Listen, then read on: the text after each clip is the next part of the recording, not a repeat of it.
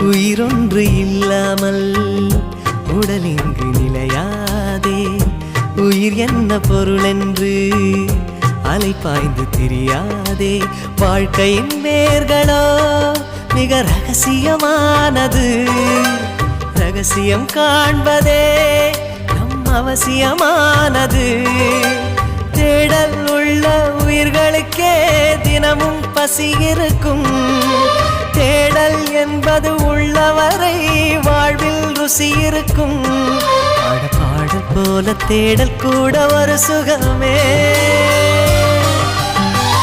இசை பாடி வரும் இளம் காற்றுக்கு உருவமில்லை. காற்றலை இல்லை என்றால் ஒரு பாட்டொலி கேட்பதில்லை. ஒரு காலம் வருகையில் உள்ளம் கொள்ளை போகுதே. ஆனால் காற்றின் முகவரி